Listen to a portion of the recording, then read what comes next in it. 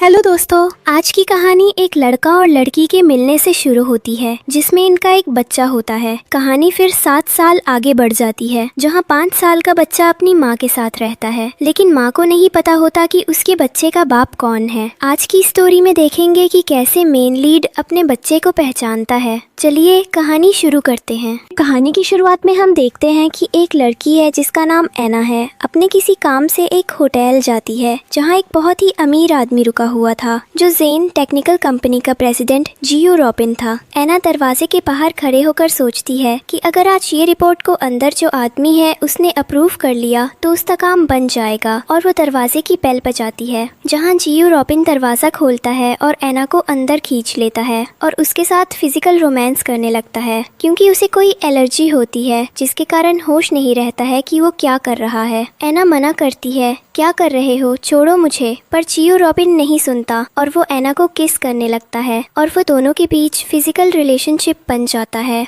इसके बाद लड़की चली जाती और लड़के के लिए एक मैसेज छोड़कर जाती है कि रिपोर्ट का जितना अमाउंट था उतना ही लिया है, और अपनी बनाई प्रोजेक्ट की रिपोर्ट की कॉपी वहां छोड़ के चली जाती है। इसके बाद 7 साल बाद एना सियांगे टेक्निकल कंपनी में टेक्निकल डिपार्टमेंट में जॉब करती है। उस कंपनी में एल्गोरिथम जेनेटिक के लिए एक चिप बनाई थी और उसे एक लॉकर में रखा जाता है। ये चिप 7 साल पहले एना ने ही बनाई थी। एना ऑफिस में अपना काम करती है और अपने बेटे को भी ऑफिस लेकर आती थी। वो अपने बेटे से कहती है कि कितना अच्छा काम है ये, बस एक जगह बैठिए रहो, खाओ पियो और आराम से काम करो, कोई टेंशन नहीं है, और सबसे बड़ी बात कि घर के पास ही है। और जब पीछे मुड़कर देखती है तो एना का बेटा रॉनी उसके साथ नहीं था, वो वहाँ से चला गया था और प्रेसिडेंट के कैबिन में जाकर चिप का पासवर्ड हैक करके चिप को चुरा लेता है। एना जब रॉनी को सीसीटीवी कैमरा में देखती है तो कहती है, रुको, वही रुको, वो चिप वही रख दो, कुछ काम की नहीं है तुम्हारे, देखो मेरी नौकरी चली जाएगी, उसे वही रख दो। पर वो चिप लेकर वहाँ से भागता है।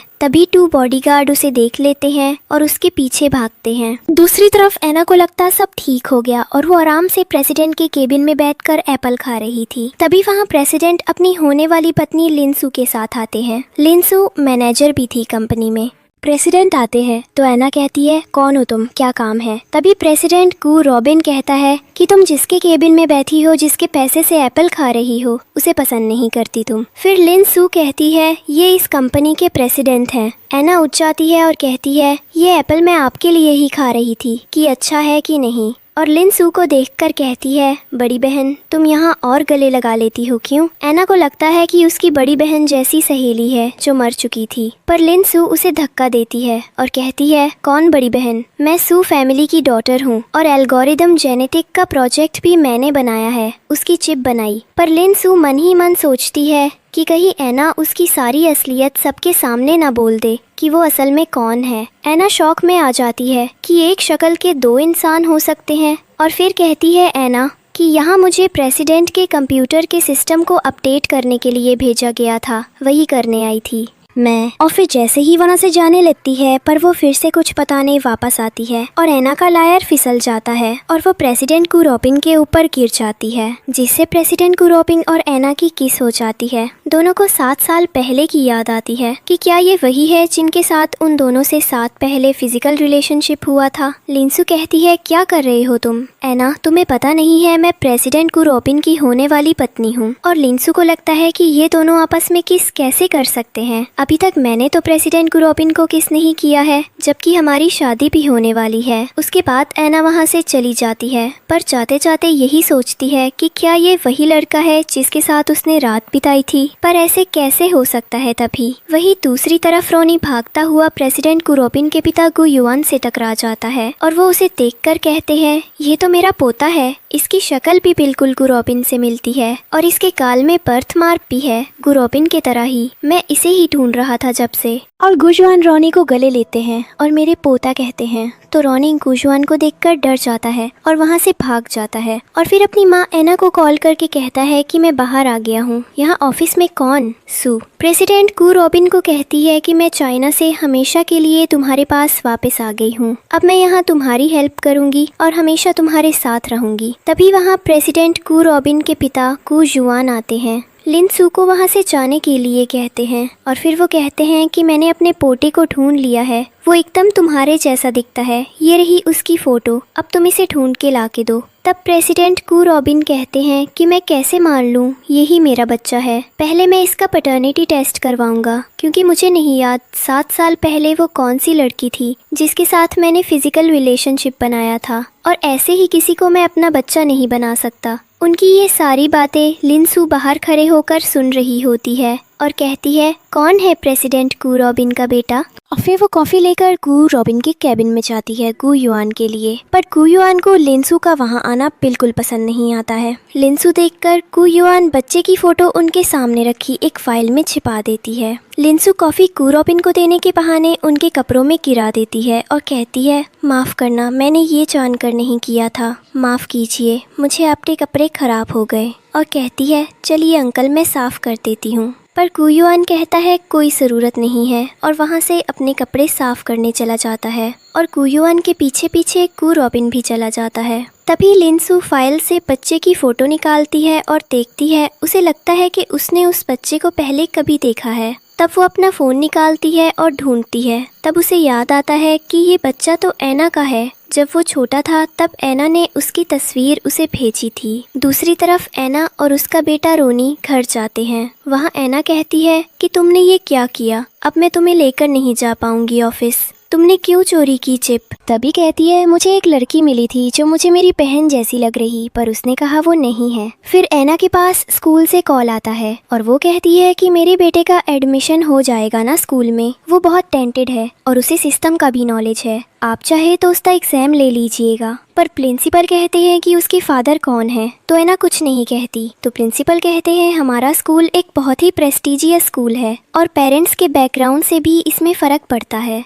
इसलिए बिना पिता का नाम जाने हम आपके बच्चे को एडमिशन नहीं दे सकते, सॉरी। इसके बाद रोनी लैपटॉप से कॉन्सू की पूरी डिटेल्स निकाल के अपनी माँ ऐना को दिखाता है। ऐना देख के कहती है, ये मुझसे झूठ बोल रही थी। इसके बाद दूसरे दिन सुबह ऐना अपने बेटे को तैयार करती अपने साथ लेकर जाने को। वो उसे लेकर जाती है और वहाँ काफ़ी सारे बच्चे भी होते हैं, क्योंकि उस दिन सारे एम्प्लॉयज़ अपने बच्चे ऑफिस ला सकते थे। ऐना उसे मास्क लगा देती है और कहती है, इसे निकालना नहीं वरना एलर्जी हो जाएगी, और कहती है मैं अंदर रहूंगी, कहीं जाना नहीं, बस यही रहना। ऐना अंदर जाती जहाँ लिनसू एल्गोरिथम जेनेटिक के रिसर्च को अपडेट करने को कहती है, क्योंकि एल्गोरिथम जेनेटिक का प्रोजेक्ट आना ने ही बनाया था। पर आना कहती है मैं नहीं करूंगी, और तुमने मुझसे झूठ बोला कि तुम्हें कैंसर है और मेरा प्रोजेक्ट लेकर सू फैमिली की बेटी बन गई, कितनी झूठी हो तुम। तब लिनसू आना के हाथ पांव बांध देती है और कहती तुम्हारे बेटे अभी ले आ, फिर तो तुम्हें मेरा काम तो करना ही पड़ेगा।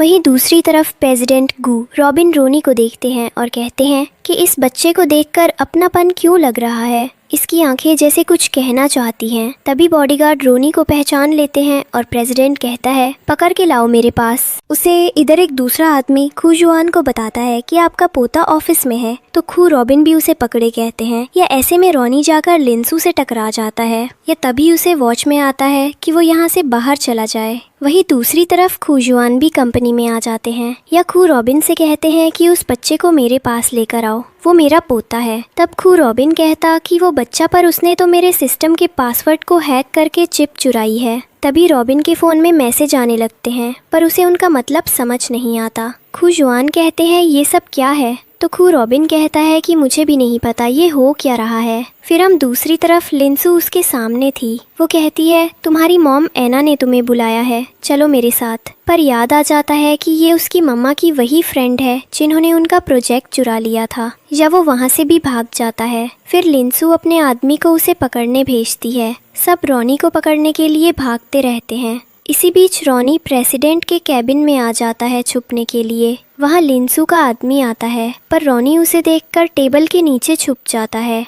तभी दूसरी तरफ ऐना लिंडू का काम करने के लिए मान जाती है, या कहती है कि मैं करूंगी तुम्हारे काम, तुम मेरे बेटे को कुछ मत करना। पर तभी वहाँ जियू रॉबिन आ जाता है, या कहता है कि यहाँ क्या हो रहा है। तब लिनसू कहती है कि कुछ नहीं, बस एक प्रोजेक्ट में ऐना मेरी हेल्प करना चाहती थी। पर ऐना के हाथ में निशान देखकर जियू रॉबिन पूछते हैं कि हेल्प ले रही थी या जबरदस्ती करवा रही थी, या ऐना से पूछते हैं कि बताओ क्या बात है। तब ऐना अपने बेटे रोनी को बचाने के लिए झूठ बोल देती है कि मैं लिनसू की मदद मदद कर रही थी। वहीं दूसरी तरफ जब वो आदमी टेबल के नीचे देखती है तो रॉनी वहाँ भी नहीं रहता है। तभी वहाँ प्रेसिडेंट के पिता जियो युआन वहाँ आते हैं। यह कहते हैं कि वो प्रेसिडेंट के कैबिन में क्या कर रहा है, किसकी परमिशन से वो वहाँ आया है। तो वो कहता है मैम ने बच्चे को पकड़ने कहा था जिसने चिप चुराई है। तब कहता है तुम पकड़ोगे उसे, निकाल जाओ यहाँ से। या जियो युआन देखता है कि आखिर रॉनी कहाँ है, उसे वो नजर नहीं आता। फिर चेयर पीछे होने की आवाज आती है। जियो युआन चेयर को घुमा के देखते हैं तो वहाँ रॉनी बेहोश होकर आ गया था। वो बॉडीगार्ड को बुलाते हैं या एम्बुलेंस बुलाने को कहते हैं। उधर दूसरी तरफ लिंसू कहती है मेरे आदमी ने तुम्हारे बेटे रॉबिन को पकड़ लिया है।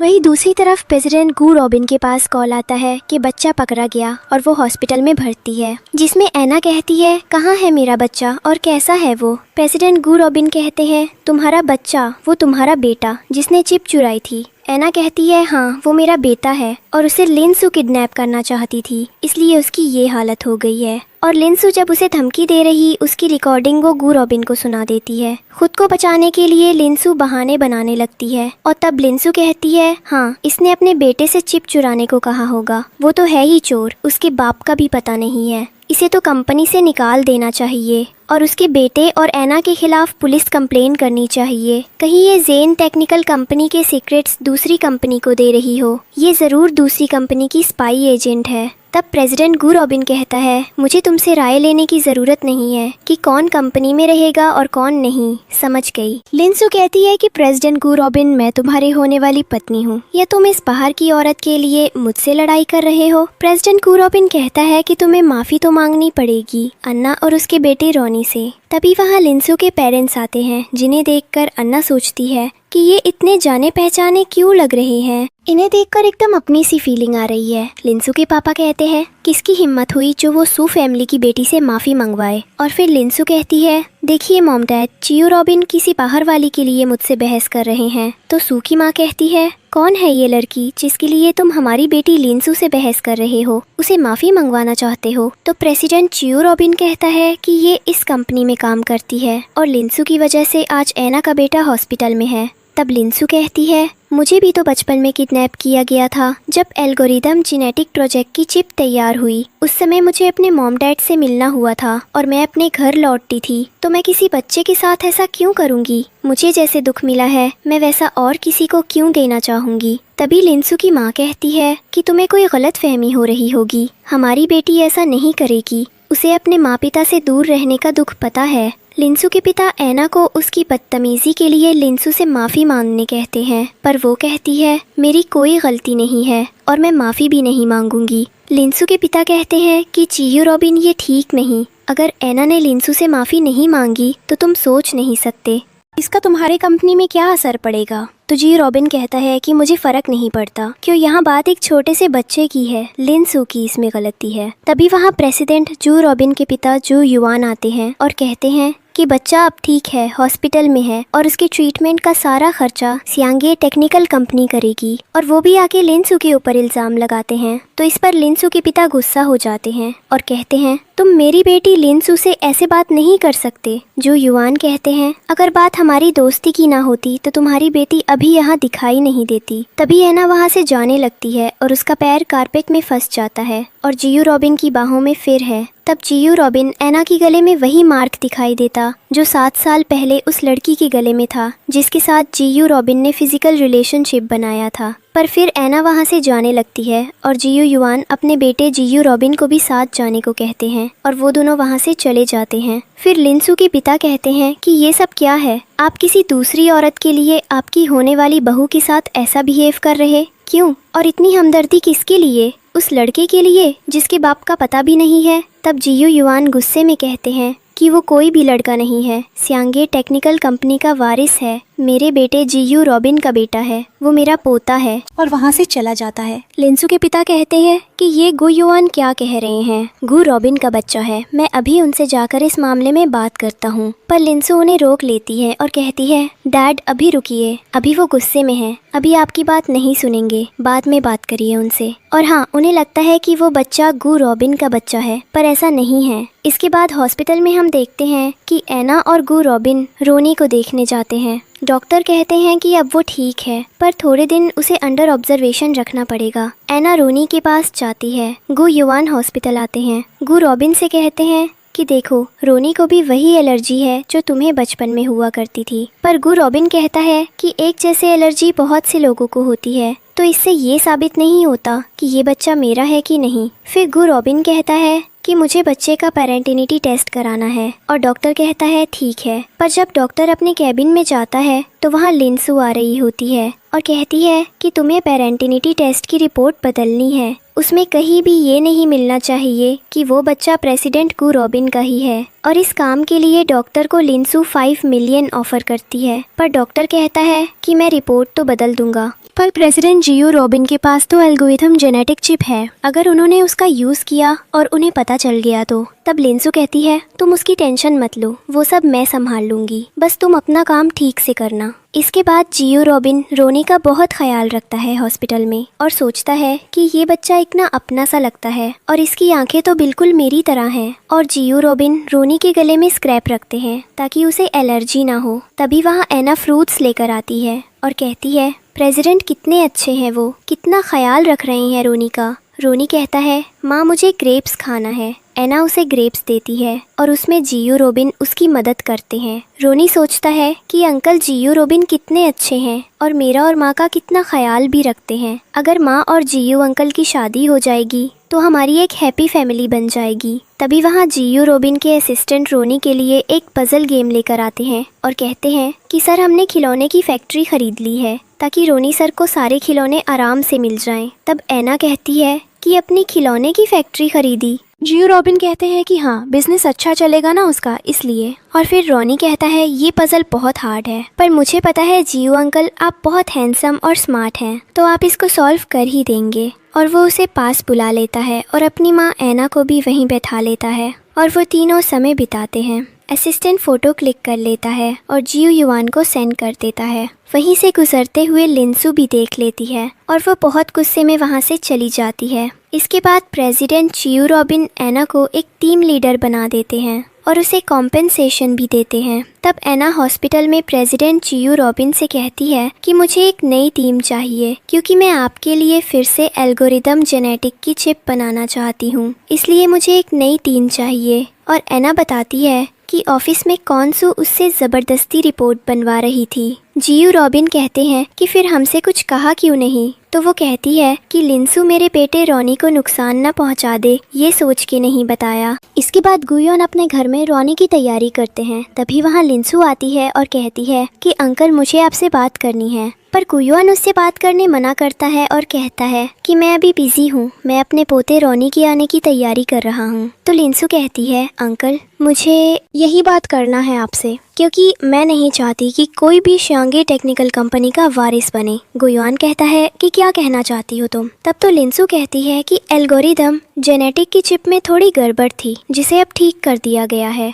और उसके अकॉर्डिंग प्रेसिडेंट गु रॉबिन का बच्चा की शक्ल कुछ ऐसी होगी। एक फोटो दिखाते हुए कहती है। गुयोन कहते हैं और ये कैसे हो सकता है, और इसकी शक्ल तो गु रॉबिन से बिल्कुल नहीं मिल रही, उसकी शक्ल तो तुमसे मिल रही है। तभी वहाँ गु रॉबिन आता है और कहता है कि इसका मतलब 7 साल पहले वो लड़की तुम थी जिसके साथ मैंने फिजिकल रिलेशनशिप बनाया था, तो अभी मेरा बच्चा कहाँ है। तो लिंसू कहती है वो मेरा मिस कैरेज हो गया था, पर गु रॉबिन कहता है कि मैं बिना पेरेंटिनिटी रिपोर्ट आए किसी बात पर भरोसा नहीं कर सकता। उसी वक्त डॉक्टर टेस्ट रिपोर्ट लेकर आते हैं और गुयुआन रिपोर्ट को देखकर शॉक हो जाते हैं। फिर गु रॉबिन रिपोर्ट देखता है और कहता है कि इसमें तो एक भी मैच नहीं। इसके बाद लिंसू वहाँ से चली जाती है। गुयुआन दुखी हो जाते हैं कि ऐसे कैसे हो सकता है। तभी जियो रॉबिन एक असिस्टेंट को कॉल करता है और कहता है मुझे फिर से टेस्ट करवाना है किसी दूसरे डॉक्टर के पास, और चू युआन से कहता है मुझे कौनसू की बातों में भरोसा नहीं है। तब चू युआन भी कहते हैं मुझे भी लगता है ये झूठ बोल रही है।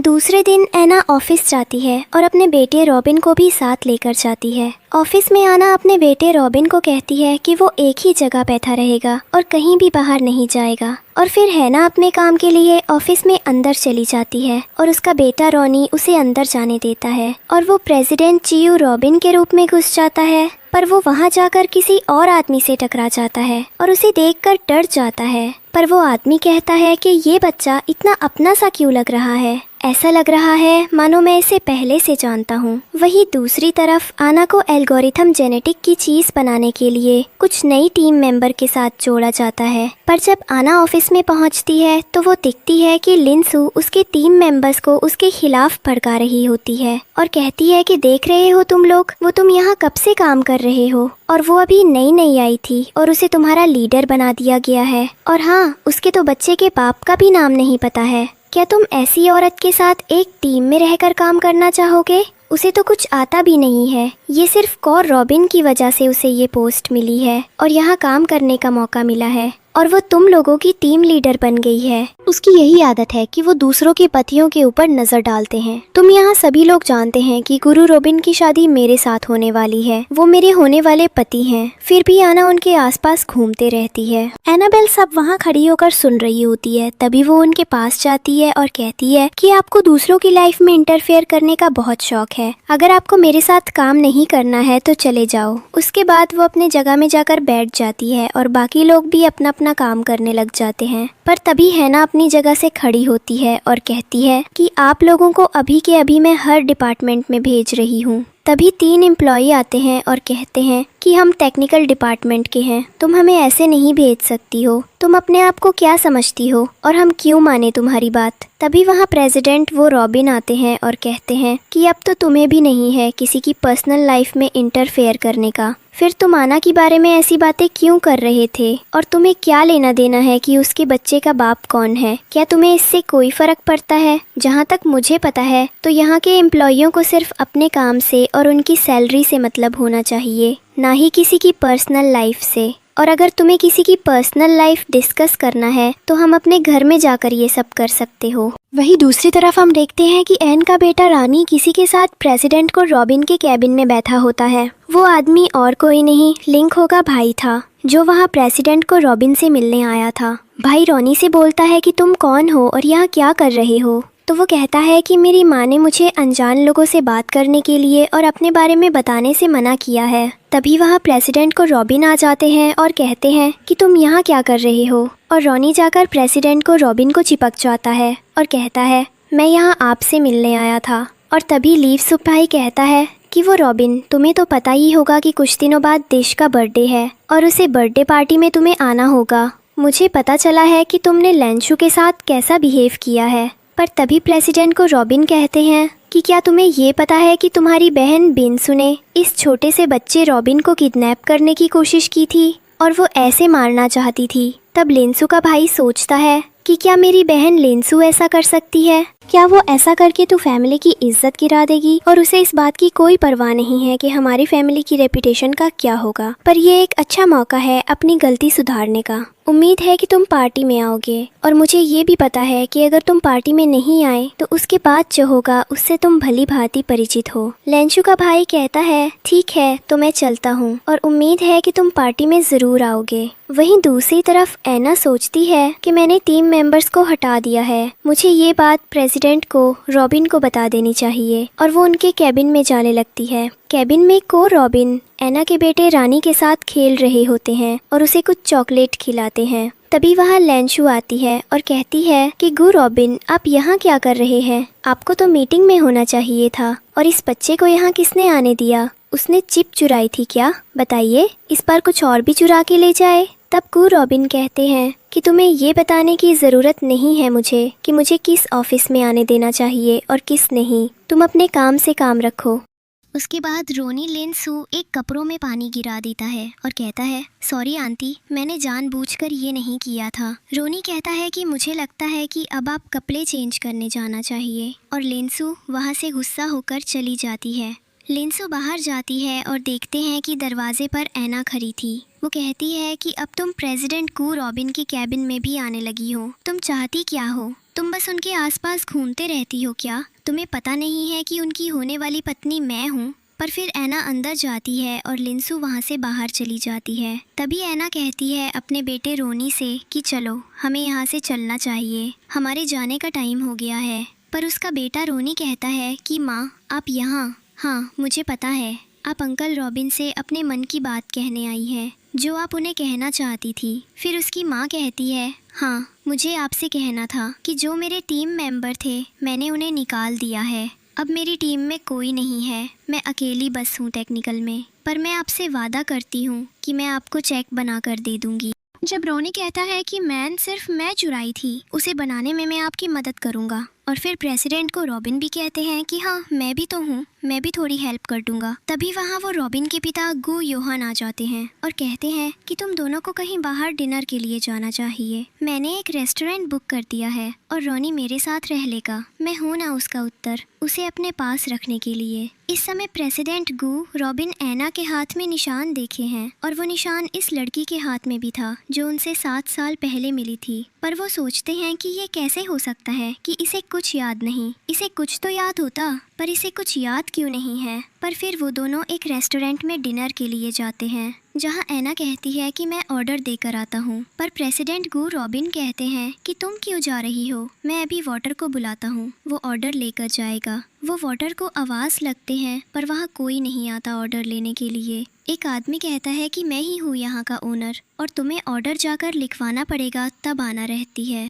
मैं तुम्हारे लिए कुछ लेकर आता हूँ। और वो रिसेप्शन में ऑर्डर लिखवाने जाती है। वो वहाँ खड़ी होकर ऑर्डर लिखवा ही रही होती है कि पीछे से एक आदमी आंखें उसके सीक्रेट फोटोग्राफ लेने की कोशिश करता है। लेकिन तभी वहाँ प्रेसिडेंट रॉबिन आ जाते हैं और कहते हैं, तुम्हारी हिम्मत कैसे हुई ऐसी किसी की फ़ोटो लेने की। और वो एना को कहते हैं कि ये देखो, ये तुम्हारी फ़ोटो ले रहा था। तब हैना उसे बहुत मारती है। रेस्टोरेंट के बाहर खड़े होकर युआन और रॉनी देख रहे होते हैं कि प्रेसिडेंट रॉबिन और एना के बीच में क्या चल रहा है। तभी रॉनी एक एक तस्वीर की ओर इशारा देकर कहता है कि मेरे पास एक आइडिया है इन दोनों को करीब लाने के लिए। रॉनी अपनी माँ एना को कॉल करता है और कहता है कि मेरे स्कूल में कल एक कंपटीशन है और मेरे एक फ्रेंड ने मुझसे शर्त लगाई है कि एक जो अभी गेम चल रहा है जिससे उन्हें सुपर जैकेट मिलने वाली है, वो सारी जैकेट वो ले लेगा जिससे मैं हार जाऊंगा। पर माँ, मुझे वो चाहिए, मुझे भी वो सुपर जैकेट चाहिए, प्लीज़ आप कुछ करो। तब एना भी उसे कंपटीशन में पार्ट लेने जाती है और वहाँ पर निशाना लगाना होता है। केंद्र में निशान लगाएगा उसे सुपर जैकेट दे दी जाती है। एना निशान लगाती है पर वो छूट जाती है। फिर प्रेसिडेंट रॉबिन उसका हाथ पकड़ता है, उसके थोड़ी करीब जाता है और निशाना लगता है तो निशाने लग जाते हैं। इसके बाद वो लगातार 67 निशाने लगते हैं और सारी सुपर जैकेट ले लेते हैं। वही दूर से देख रहे गुयुआन रानी से कहता है कि एक बच्चा अपनी माँ को बहुत अच्छी तरीके से जानता है, तभी तुमने अपनी माँ और अंकल रॉबिन को पास लाने का तरीका सिखाया। और इधर सारी सुपर जैकेट है एना ले लेती है और फिर घर जाने लगती है। तभी युआन रॉनी को लेकर वहीं आ जाता है। दूसरी तरफ लिनसू का भाई ये सोच रहा होता है कि क्या प्रेसिडेंट रॉबिन सच में मेरी बहन को धोखा दे रहा है, मैं उसे ऐसा करने नहीं दूंगा। तभी होटल में रॉबिन को कुछ लोग बेहोश करके रूम में ले जा रहे होते हैं। ये एना और रॉनी देख लेते हैं। रॉनी कहता है कि माँ, आप अंकल रॉबिन को बचाने जो, मैं दादू को फ़ोन करके आता हूँ। एना चाहती है और वो देखी है वहाँ रॉबिन बिल्कुल अकेला था और होशो हवास में था। वो कहती है, ये सब क्या हो रहा है, तुम्हें तो कोई बेहोश करके लाया था। तब मैं उसे अपनी ओर खींचता है कि आंखों में आंखें डालता है कि कमर पकड़ता है, उसे छूने लगता है और फिर उन दोनों के बीच एक बार फिर से फिजिकल रिलेशनशिप बन जाता है। और फिर आना रहती है कि रॉनी बाहर है। अब दोनों डर के बाहर की ओर जाने देखते हैं, पर रॉनी वहाँ चेयर में बैठा होता है और कहता है, मैं तो यहाँ दादू के साथ था। और फिर रॉनी और आना वहाँ से चले जाते हैं। इसके बाद एना ऑफिस जाती है, जहाँ वो एक प्रेजेंटेशन देने के लिए जाती है। सबको लगता है कि ये मीटिंग रॉबिन ने बुलाई है, लेकिन सब वहाँ एना को देखकर हैरान हो जाता है। सभी कहते हैं कि तुम यहाँ क्या कर रही हो, यहाँ तो प्रेसिडेंट रॉबिन को होना चाहिए था, तो उनकी जगह लेना चाहती हो। उन्होंने तुम्हें प्रमोशन दे दिया, इसका मतलब ये नहीं है कि तुम हर जगह अपनी मनमानी करती रहोगी। तभी वहाँ प्रेसिडेंट रॉबिन आते हैं और कहते हैं कि आज की मीटिंग और एना कहने पर ही बुलाई गई है।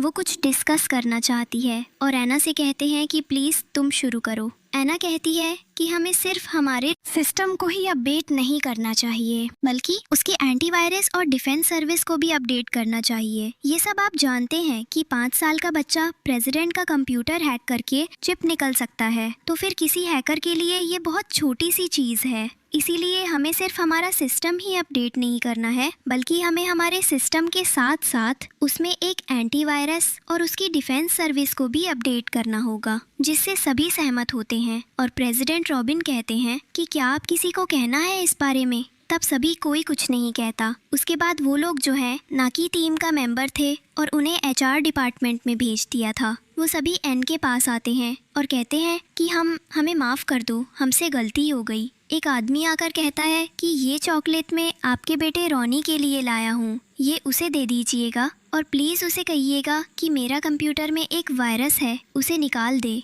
और बाकी लोग भी अपने सिस्टम को अपडेट को लेकर और पासवर्ड को लेकर प्रॉब्लम को लेकर एन्ना के पास आते हैं। पर लिंसू को ये देखकर बिल्कुल भी अच्छा नहीं लगता है कि सभी लोग उसे हेल्प मांग रही हैं। फिर रात हो जाती है और वो दोनों रोड में चल रहे होते हैं। तभी कोई आता है और एना का बैग चुराकर भागने लगता है। एना उसके पीछे भागती है पर उसका पैर मुड़ जाता है और वो वहीं बैठ जाती है। तभी उन्हें प्रेसिडेंट रॉबिन देख लेते हैं और वो उनकी मदद करने के लिए करके पीछे भागते हैं और उस बैग ले लेते हैं और चोर को बहुत मारते हैं। प्रेसिडेंट रॉबिन घर से एना का बैग वापस लेकर आते हैं और उसे देते हैं, पर वो चल नहीं पाती है, इसीलिए वो उसे अपनी गोद में उठाकर एना के घर तक जाते हैं। वहाँ वो एना के पैर में दवाई लगा देते हैं और कहते हैं कि वो एना से बहुत प्यार करते हैं और एना भी उन्हें पसंद करने लगी थी। तभी रॉबिन उसे किस करता है, पर एना कहती है कि आप यहाँ भी ऐसे क्या कर रहे हैं, रॉनी देख लेगा, उसे अच्छा नहीं लगेगा। उसके बाद रॉबिन कहता है कि है एना, मुझे तुमसे शादी करना है। पर एना कहती है कि पर रॉनी का क्या होगा, फिर मैं शादी नहीं कर सकती। रॉबिन कहते हैं कि मैं हूँ ना, मैं रॉनी का भी ध्यान रखूँगा और मुझे रॉनी की बहुत पसंद करता है। तभी वहाँ दरवाज़ा खटखटाना की आवाज़ आती है और एना डर जाती है कि इतनी रात में कौन आ गया है, और अगर वो अपनी रात में रॉबिन को उसके घर में देखेगा तो क्या सोचेगा उसके बारे में। इसीलिए वो रॉबिन को कहीं जाकर छुपाने को कहती है और फिर रॉबिन को अपने बेडरूम में ले जाकर अलमीरा में द्रव में बंद कर देती है और कहती है कि बाहर ना आए। जाकर दरवाज़ा खोलती है और फिर देखते हैं तो दरवाजे पर रॉबिन के पिता यूएन, लिंसू और का भाई आए हुए थे। वो कहती है कि आप लोग इतनी रात में यहाँ क्या कर रहे हैं। तब रॉबिन के पिता यूएन कहते हैं कि मैं यहाँ नहीं आना चाहता था, मुझे यहाँ लिंसू जबरदस्ती लाई है, ये कहकर कि तुम यहाँ किसी और के साथ हो, इतनी रात में कोई तुम्हारे घर में आया है, यही दिखाने लाई है। एना, मुझे माफ करना, मैं नहीं आना चाहता था। तब लिंसू कहती है कि मैं खुद देखा है, इसे किसी ने अपनी गोद में उठाकर लाया है और मुझे पता है वो अभी भी यही होगा। तब एना कहती है कि क्यों कर रही हो तुम ये सब, कौन है यहाँ, कोई भी तो नहीं है, वो सब अंदर आकर देख ले। देखते हैं लिंसू पूरे हॉल में देखती है पर उसे वहाँ कोई नहीं मिलता। तब वो कहती है वो बेडरूम में होगा और मैं अभी रॉबिन को भी फ़ोन करके बुला लिया है, वो भी आता ही होगा और अब तुमने कंपनी से निकाल दिया जाएगा। बेडरूम में भी जब लिंसू को कुछ नहीं मिलता तो वो अलमीरा खोलना चाहती है और उसे रोकने की कोशिश करती है, पर लिंसू कहती है क्या हुआ, डर गई ज़रूर, तुमने किसी को अलमीरा में छुपा के रखा है, बस एक बार रॉबिन आ जाए, अभी आता ही होगा, वो रास्ते में है, फिर वही तुम्हारा सारा हिसाब करेगा। इस पर एना कहती है कि अच्छा, अगर तुम्हें मेरा हिसाब भी करवाना है और रॉबिन आ ही रहा है तो ठीक है, फिर खोल दो तुम अलमारी का दरवाज़ा, मुझे कोई परेशानी नहीं है। जैसे ही लिंसू दरवाज़ा खोलती है अलमारी का तो सब हैरान हो जाते हैं क्योंकि अलमीरा से रॉबिन खुद बाहर आता है। लिंसू कहती है रॉबिन, तुम क्या कर रहे हो यहाँ इतनी रात गए, तुम मेरे होने वाले पति हो और तुम किसी और औरत के साथ आधी रात में क्या कर रहे थे। तब रॉबिन अपने पिता से कहता है कि जब एना और रॉनी घर लौट रहे थे तब किसी चोर ने एना का बैग चुरा लिया था और उसे बचाने के लिए मैं उसके पीछे मैंने पर्स बचा लिया, पर एना के पैर में चोट लग गई थी, इसके कारण मैं चल नहीं पा रही थी, इसलिए मैं इसे उठाकर इसके घर तक छोड़ने आया था। लिंसू कहती है कि तुम्हें एना और उसके बच्चे की कुछ ज़्यादा ही फिक्र नहीं हो रही है। तभी इस वक्त रॉबिन के पास उसका असिस्टेंट रॉनी के टेस्ट की रिपोर्ट भेजता है। इसमें ये लिखा होता है कि रॉनी के पिता और कोई नहीं बल्कि रॉबिन ही है। वो दिखता है लिंसू को और कहता है कि ये देखो बापू, मैं उसका हो गई तो मैं तसल्ली, अब तुम्हें और कुछ कहने की ज़रूरत नहीं है। मुझे तो पहले से ही पता था ये सारी गड़बड़ी तुमने की है, क्योंकि तुम नहीं चाहती थी कि ये सच मुझे पता चले। तब लिंसू का भाई कहता है, लिंसू संभालो अपने आप को, और कितनी इंसल्ट कराओगी खुद की और हमारी फैमिली की, चलो यहाँ से। और दोनों चले जाते हैं। रॉबिन के पिता युआन कहते हैं कि मैं तो पहले ही कहा था कि रॉनी ही मेरा पोता है, मैं उसके घर आने की तैयारी करता हूँ, कल तुम उन्हें लेकर घर आ जाना। और वहाँ से चले जाते हैं। उसके बाद रॉबिन कहता है एना से कि 7 साल पहले मैं जिस लड़की से मिला था वो तुम थी। फिर आना को याद आता है, पर वो कहती है कि हाँ, पर मुझे तो याद नहीं था, मैं तो वहाँ बस अपने एल्गोरिदम जेनेटिक की रिसर्च प्रोजेक्ट में तुम्हारी साइन लेने आई थी। पर उसके बाद मेरा प्रोजेक्ट लिन सू ने चुरा लिया और अपने नाम से उसे रिलीज कर दिया, और इसीलिए सबको लगता है कि उस रिसर्च को लिन सू बनाया है। तब रॉबिन कहते हैं कि अब ऐसा नहीं होगा, अब की और उस प्रोजेक्ट के असली ऑनर को उसकी असली पहचान मिलेगी। फिर एना और रॉबिन किचन में खाना बनाने जाते हैं। खाना बन जाता है, वो दोनों खा ले हैं। उसके बाद रॉबिन बर्तन साफ करने लगता है। तब एना कहती है कि किसी कंपनी के प्रेसिडेंट को आज पहली बार मैं बर्तन साफ करते हुए देख रही हूँ। इस बात पर रॉबिन कहता है कि प्रेसिडेंट तो मैं कंपनी में हूँ, पर यहाँ तो एक पति हूँ, और एक पति होने के नाते ये मेरा जिम्मेदारी है कि मैं अपने पति का हर जगह साथ दूँ। एना खुश हो जाती है। इसके बाद रॉबिन एना को रूम में ले जाता है। फिर रॉबिन एना के करीब जाता है और उसको किस करने लगता है। इसके बाद रॉबिन या एना के बीच शारीरिक संबंध बन जाता है। दूसरे दिन सुबह प्रेसिडेंट रॉबिन, एना और अपने बेटे रॉनी को लेकर अपने घर जाते हैं, जहाँ सभी घर के नौकर उनके वेलकम के लिए बाहर दरवाजे पर खड़े होते हैं और रॉनी के ऊपर फूल डाल रहे होते हैं। रॉनी बहुत खुश होता है और कहता है कि दादू, मुझे घोड़े पर सवारी करना बहुत अच्छा लगता है। तब युआन कहते हैं कि मुझे तो सुनने में मिला था कि हमारे पोते को कंप्यूटर चलाना बहुत पसंद है, इसीलिए दुनिया का सबसे अच्छा कंप्यूटर मैंने मंगवाया है। एना बहुत खुश होती है। रॉनी कहता है कि दादू, मुझे और कुछ नहीं चाहिए, मुझे बस अपनी एक पूरी फैमिली चाहिए थी जो मुझे मिल गई है। पर मिस्टर गुयुआन रॉनी के लिए बहुत सारे खिलौने मंगवाते हैं और उसके मनपसंद का खाना मंगवाते हैं। रॉनी बहुत खुश हो जाता है ये सब देखकर, और अपनी माँ से कहता है कि माँ, अब तो मैं स्कूल में भी पढ़ने जा सकता हूँ, क्योंकि अब मेरे पिता का नाम भी पता चल गया है, अब तो वो मुझे स्कूल में पढ़ने देंगे ना। ये सुनकर एना की आंखों में आंसू आ जाते हैं। फिर रॉबिन एना रॉनी को बाहर घूमने ले जाता है। वे तीनों मिलकर बहुत मस्ती करते हैं और अपना पारिवारिक समय बिताते हैं। वहीं दूसरे सब दिखाया जाता है कि लिनसू का भाई अपने घर में बैठकर सोच रहा होता है कि एना जो हाथ हिला रही थी वो आदत तो बचपन में उसकी बहन की थी, पर ऐसे कैसे हो सकता है, और हैना उसे कुछ अपनी सी भी लगती है। तभी वो अपने मैनेजर को फोन करता है और कहता है कि मुझे लिनसू के पिछले 7 सालों की पूरी डिटेल चाहिए, कि वो कहाँ रहती थी, किसके साथ रहती थी और क्या करती थी, और मुझे उसका DNA टेस्ट भी करवाना है। उसके बाद प्रेसिडेंट रॉबिन एना को शॉपिंग के लिए एक शॉपिंग मॉल में लेकर जाते हैं, जहां एक शॉपकीपर, एना कहती है, मैं आपकी कुछ मदद कर सकती हूँ। हैना कहती, हाँ, मुझे एक पार्टी के लिए ड्रेस चाहिए, क्या आप मेरी मदद करेंगे।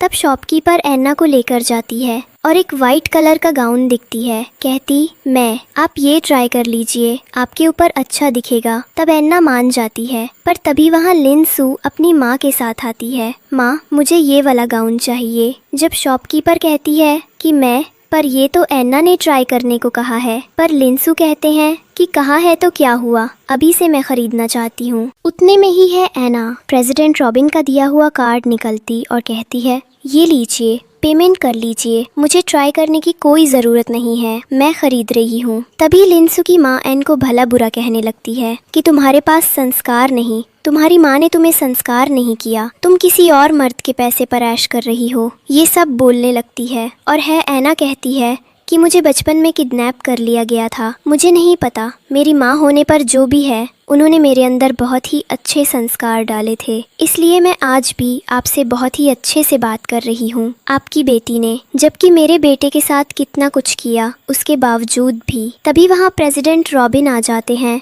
और एना को वहाँ से लेकर जाते हैं। इसके बाद लिनसू औरत उसकी माँ घर आती है, जहाँ लिनसू के पिता मिस्टर सू और उसका भाई बैठे होते हैं। लिनसू जाकर कहती, माँ देखा आपने कैसी है ना, उसने ड्रेस छीन ली और वो मेरा पति भी छीन रही है। वो नहीं चाहती कि मेरी शादी प्रेसिडेंट रॉबिन से हो, इसीलिए तो उसने बच्चे का बाप बना दिया लिनसू को। तभी मिस्टर सू कहते हैं कि ऐसा कुछ नहीं होगा, तुम्हारी शादी प्रेसिडेंट रॉबिन के साथ ही होगी। इतने में सू का भाई कहता है कि अगर रॉबिन तुमसे शादी नहीं करना चाहता, तुम जबरदस्ती क्यों कर रही हो। लिन सू कहती है कि भाई आपको इतनी हमदर्दी क्यों हो रही है उसे अनजान औरतों के लिए, आपको तो अपनी बहन का साइज लेना चाहिए। हाँ, मैं जानती हूँ कि आप भी कहीं ना एन्ना को पसंद करने लगे हैं, पर इसका ये मतलब तो नहीं है ना कि आप उसकी साइड ले अपनी बहन को छोड़कर। लिन सू की माँ कहती है कि हाँ, तुम उसे अजनबी औरत के लिए क्यों बोल रहे हो, तुम्हें तो अपनी बहन का साइज लेना चाहिए, ना कि हम इतने सालों बाद मिली है।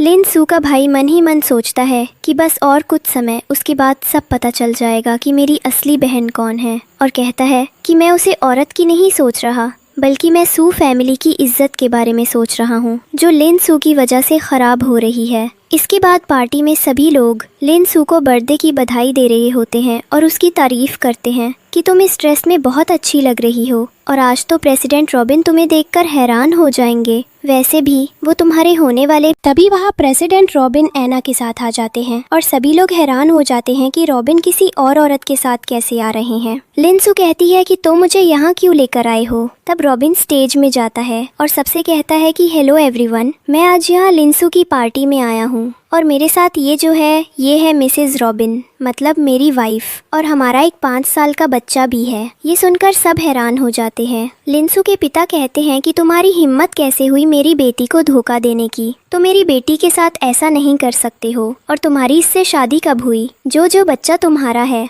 लिन सू कहती है देखिए ना मॉम डैड, रॉबिन मेरे साथ क्या कर रहा है। तभी वहाँ लिन सू का भाई आता है और कहता है बंद करो अपना ये नाटक, और कितना झूठ बोलोगी। वो कहता है कि तुम मेरी बहन नहीं हो, मेरी बहन है आन्ना है। मुझे सब पता चल चुका है कि 7 साल पहले तुमने आन्ना का प्रोजेक्ट चुराकर एल्गोरिथमिक का रिसर्च प्रोजेक्ट अपने नाम पर कर लिया था, और उसी की जेनेटिक्स से तुम सू फैमिली की डॉटर की आइडेंटिटी लेकर आ गई थी। पर अब हमें पता चल चुका है कि नहीं, हमारे घर की असली बेटी है। तब मिस्टर सू और मिस्टर सू को हैरानी होती है कि है एना उनकी असली बेटी है, और वो उसे माफ़ी मांगते हैं कि हमें माफ़ कर दो, हमें तुम्हारे साथ जो भी कुछ किया, पर हमें बिल्कुल भी अंदाज़ा नहीं था कि लिन सू हमसे झूठ बोल रही है और वो हमारी बेटी नहीं है, प्लीज़ हमें माफ़ कर दो। पर है एना कहती है कि मुझे किसी से कोई बात नहीं करती, और वहाँ से जाने लगती है। पर उसके माँ बाप कहते हैं कि बेटा हमें माफ़ कर दो, मैं तुम्हें बहुत साल तक ढूंढ रहा था, पर जैसे ही हमें पता चला कि तुम जिंदा हो और जैसे लिन सू से वापस आई, हमें लगा हमारी बेटी है,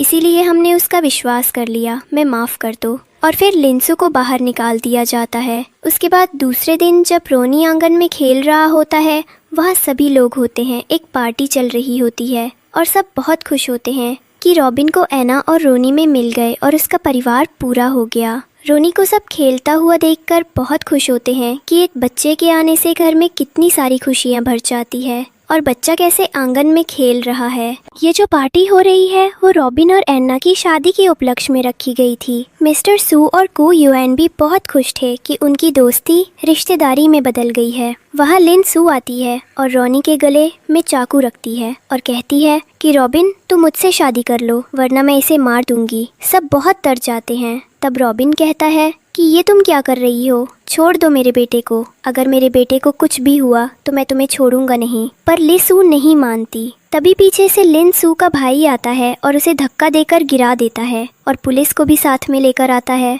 वो रोनी को बचा लेता है और लिन सू को पुलिस अपने साथ लेकर चली जाती है। तभी वहाँ एन्ना बेहोश होकर गिर जाती है। फिर डॉक्टर जाकर उसका चेकअप करते हैं और बताते हैं कि एन्ना फिर से माँ बनने वाली है, और सभी बहुत खुश हो जाते हैं। और रोनी भी बहुत खुश होता है ये जानकर कि अब उसका छोटा भाई या बहन आने वाले हैं। उसकी तो खुशियों का ठिकाना ही नहीं रहता। और मिस्टर गू युएन अपने सारे सर्वेंट में मिठाइयाँ, कपड़े और एक्स्ट्रा बोनस बांटने का ऐलान करते हैं, और अपनी एक और नई कंपनी खोलने का भी ऐलान करते हैं, जो रोनी और आने वाले बच्चों के नाम पर होगी। ये खबर जानकर सब लोगों को बहुत खुशी होती है कि अब लोनी की हैप्पी फैमिली पूरी हो जाती है। उसे अपने दादा मम्मी पापा, माँ और नाना नानी भी मिल जाते हैं। और इसी के साथ हमारी आज की कहानी ख़त्म होती है। दोस्तों, आज की हमारी स्टोरी यही ख़त्म होती है।